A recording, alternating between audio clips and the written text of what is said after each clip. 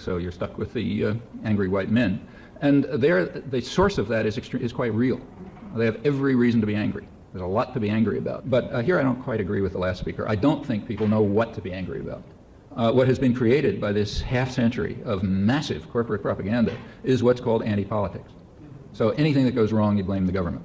Well, okay, there's plenty to blame the government about. But the government is the one institution in which that people can change.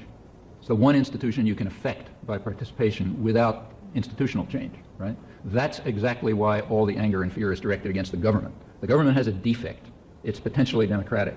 Corporations have no defect. They're pure tyrannies. So therefore you want to keep corporations invisible and focus all anger on the government. So you don't like something, your wages are going down, blame the government, not blame the guys in the Fortune 500 because you don't read the Fortune 500, thing. You just read what they tell you in the newspapers. So you don't read about the dazzling profits and the stupendous this and the wages going down and so on. All you know is that the bad government's doing something, so let's get mad at the government. As I say, plenty to be mad about the government, but the government is exactly what Dewey described it as. It's the shadow cast by business over society. You want to change something, change the substance, not the shadow. Or else it's, fight against Lucifer and Beast 66 who's doing this, that, and the other thing. And that's what, if you take a look across the country, that's what people are worried about and fighting against.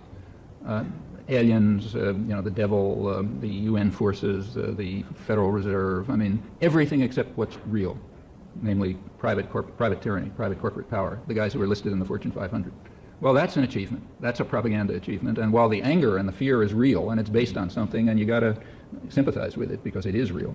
When your wages have dropped 25% roughly in, say, 15 years, and your wife has to work and your kids can't eat and so on and so forth, and you have no future and everything's rotten, you have a lot to be angry about. But people are not focused on what's doing it. That's the difference between the days in which there was a live, functioning labor movement that was organizing these people.